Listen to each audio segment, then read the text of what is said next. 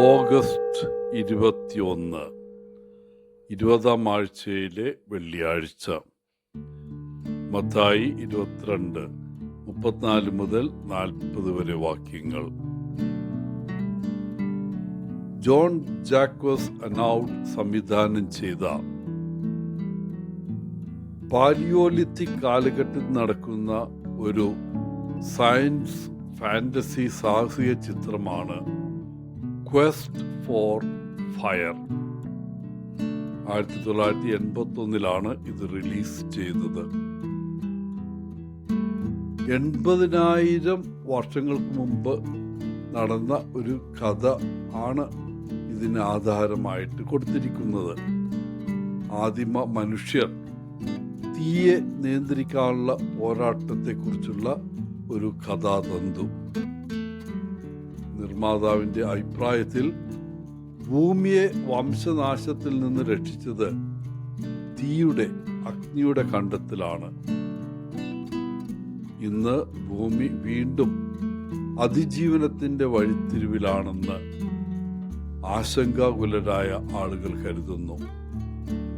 ഇന്ന് നമ്മുടെ ആവശ്യം തീയല്ല, സ്നേഹമാണ്. ഇന്നത്തെ സുവിശേഷത്തിൽ ഫരിസേയർ യേശുവിന് ചുറ്റും കൂടി. നിയമപണ്ഡിതരിൽ ഒരാൾ യേശുവിനോട് ചോദിക്കുന്നു, ന്യായപ്രമാണത്തിലെ ഏറ്റവും വലിയ കൽപ്പന എന്താണ്? സ്വാഭാവികമായും യേശു മറുപടി പറഞ്ഞു, നിന്റെ ദൈവമായ കർത്താവിനെ നീ പൂർണ്ണ ഹൃദയത്തോടും പൂർണ്ണ ആത്മാവോടും പൂർണ്ണ മനസ്സോടും കൂടെ സ്നേഹിക്കണം.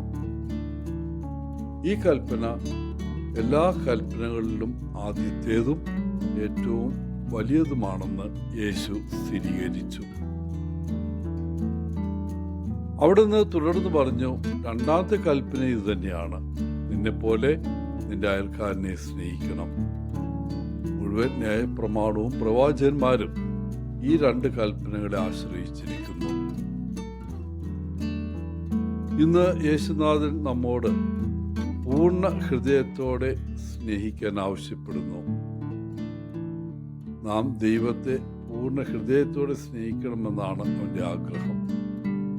നമ്മുടെ ജീവിതത്തിൽ ദൈവം ഒന്നാമനും പ്രധാനവുമായിരിക്കണം. എന്നിരുന്നാലും നമ്മുടെ അയൽക്കാരനെ നാം നമ്മെ തന്നെ സ്നേഹിക്കുന്ന പോലെ സ്നേഹിക്കുകയും വേണം. 2 കൽപ്പനകളും വെല്ലുവിളി നിറഞ്ഞതാണ്. എന്നാൽ നമ്മുടെ അയൽക്കാരനെ നാം നമ്മെ തന്നെ സ്നേഹിക്കുന്ന പോലെ സ്നേഹിക്കുമെന്ന നിർദ്ദേശം ആദ്യത്തെ കൽപ്പനയേക്കാൾ വെല്ലുവിളി നിറഞ്ഞതായിരിക്കാം. ഈ 2ാമത്തെ കൽപ്പന പലപ്പോഴും നമ്മെ അസ്വസ്ഥമായ രീതിയിൽ ബാധിക്കും. നമുക്ക് എല്ലായ്പ്പോഴും നമ്മുടെ അയൽക്കാരനെ ഇഷ്ടപ്പെടില്ല. അവൻ നമ്മെ മുറിവേൽപ്പിച്ചവനോ അപമാനിച്ചവനോ അവഗണിച്ചവനോ ആയ ഒരു വ്യക്തിയായിരിക്കാം. ഈ വ്യക്തിയുമായി നാം അനുഭവിക്കുന്ന വികാരം തീർച്ചയായും സ്നേഹമല്ല. എന്നിരുന്നാലും നമ്മൾ കണ്ടുമുട്ടുന്ന ഓരോ വ്യക്തിയെയും സ്നേഹിക്കാൻ യേശു നമ്മെ വെല്ലുവിളിക്കുന്നു. നമ്മൾ ഇഷ്ടപ്പെടുന്നവരെയും നമ്മൾ അകലം പാലിക്കാൻ ആഗ്രഹിക്കുന്ന വ്യക്തികളെയും.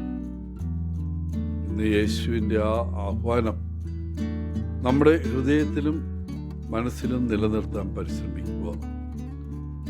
പ്രിയപ്പെട്ടവരെ, നിങ്ങൾ കണ്ടുമുട്ടുന്ന ഓരോ വ്യക്തിയെയും നിങ്ങൾക്ക് അവരെക്കുറിച്ച് എന്ത് തോന്നിയാലും സ്നേഹിക്കാൻ ബോധപൂർവം പരിശ്രമിക്കുക.